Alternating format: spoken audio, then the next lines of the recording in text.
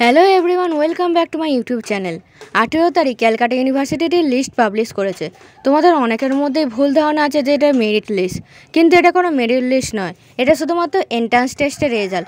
তোমাদের merit list পরবর্তীতে publish করা হবে। মেরিট লিস্ট পাবলিশ করার পর তোমাদের কাউন্সেলিং স্টার্ট হবে। কাউন্সেলিং কিভাবে হয়, তোমরা কোন কলেজে চান্স পেতে পারো, এই বিষয়গুলো নিয়ে যদি জানতে চাও তাহলে তোমরা ভিডিওটাকে স্কিপ করো না। তোমাদের কাউন্সেলিং 3টে ফেজে হবে। First counselling, second counselling, third counselling. তোমরা এই কাউন্সেলিংয়ের মাধ্যমে তোমরা কে কোন কলেজ পেয়েছো ওয়েবসাইটে দেখতে পাবে।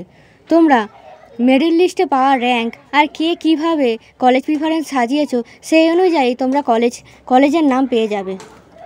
কলেজ প্রিফারেন্স চেঞ্জের আবার অপশান দেওয়া হবে। যদি কারোর ভুল প্রিফারেন্স সাজানো হয়ে থাকে তাহলে সে এইভাবে কলেজ প্রিফারেন্স সাজাবে। ফার্স্টে দেবে ডিপার্টমেন্ট অফ ল, সেকেন্ডে সুরেন্দ্রনাথ ল কলেজ, থার্ডে যোগেশচন্দ্র চৌধুরী ল কলেজ, ফোর্থে সাউথ ক্যালকাটা ল কলেজ, তারপরে ফিফথে যার যে প্রাইভেট কলেজ পছন্দ সেই কলেজের নাম দেবে। ধরো কারো শ্যামবাজার ল কলেজ পছন্দ, তাহলে সে ফিফথে শ্যামবাজার ল কলেজ দেবে। তারপর যে প্রাইভেট কলেজগুলো আছে সেগুলো পরপর সাজিয়ে দেবে। একটা এক্সাম্পল দিচ্ছি কাউন্সেলিং কীভাবে হয়। ধরো পার্সন এইভাবে কলেজ প্রিফারেন্স সাজিয়েছে।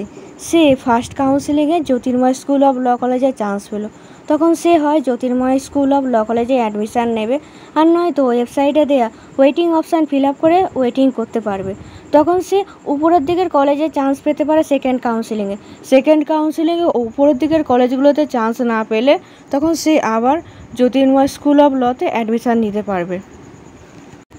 একটা এক্সাম্পল দিচ্ছি কাউন্সেলিং কীভাবে হয়। ধরো পার্সন এইভাবে কলেজ প্রিফারেন্স সাজিয়েছে।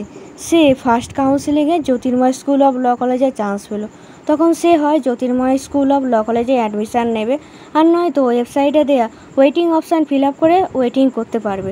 তখন সে উপরের দিকের কলেজে চান্স পেতে পারে সেকেন্ড কাউন্সেলিংয়ে উপরের দিকের কলেজগুলোতে চান্স না পেলে তখন সে আবার জ্যোতির্ময় স্কুল অফ লতে অ্যাডমিশান নিতে পারবে। ধরো পার্সন এর মতো কলেজ প্রিফারেন্স সাজিয়েছে, কিন্তু সে ফার্স্ট কাউন্সেলিংয়ে কোনো চান্স পায়নি। সেকেন্ড কাউন্সেলিংয়ে চান্স পেয়েছে বিকাশ ভারতী ল কলেজে। সেও হয় বিকাশ ভারতী ল কলেজে অ্যাডমিশান নিতে পারবে, আর নয়তো পার্সন এর মতো সে ওয়েটিং অপশান ফিল আপ করতে পারবে উপরের দিকের কলেজে চান্স পাওয়ার জন্য। যদি সে না পায় চান্স তাহলে বিকাশ ভারতী ল কলেজে অ্যাডমিশান নিতে পারবে। ধরো পার্সন ফার্স্ট কাউন্সেলিং, সেকেন্ড কাউন্সেলিংয়ে চান্স পায়নি, থার্ড কাউন্সেলিংয়ে কোনো একটা কলেজে চান্স পেয়েছে, তাহলে সে আর ওয়েটিং অপশান ফিল আপ করতে পারবে না। আর এটা তোমরা মাথায় রাখবে যে তোমরা একবার মাত্র ওয়েটিং অপশান ফিল আপ করতে পারবে। এরপর যদি কোনো প্রাইভেট কলেজে সিট থেকে থাকে, 3টে কাউন্সেলিংয়ে যারা কোনো কলেজে চান্স পাওনি তাদের আবার কাউন্সেলিংয়ে নাম আসতে পারে। সেই জন্য তোমরা কাউন্সেলিংটাকে ভালো করে ফলো করবে, কেউ মিস করবে না। এরপর তোমাদের বলবো তোমরা কীভাবে বুঝবে তোমরা কোন কলেজে চান্স পাবে। ধরো পার্সন জেনারেল ক্যাটাগরি স্টুডেন্ট, সে স্ক্রিনে দেওয়া লিস্ট অনুযায়ী তার কলেজ প্রিফারেন্স সাজিয়েছে। এরপর তাকে মেরিট লিস্ট থেকে বের করতে হবে তার জেনারেল র্যাঙ্ক কত হয়েছে। অন্য সব ক্যাটাগরি স্টুডেন্টদের বাদ দিয়ে গুনে গুনে বের করতে হবে তার জেনারেল র্যাঙ্ক। পার্সন এর জেনারেল র্যাঙ্ক হয়েছে 482। এরপর তাকে উপরের দিক থেকে জেনারেল ক্যান্ডিডেটদের সিটগুলোকে যোগ করতে হবে। যেখানে সে 482 পেয়ে যাবে সে সেই কলেজে চান্স পাবে। এখানে person Jyotirmoy school of law কলেজে 482 পেয়ে গেছে, তাহলে সে জ্যোতির্ময় স্কুল অফ ল কলেজে চান্স পাবে।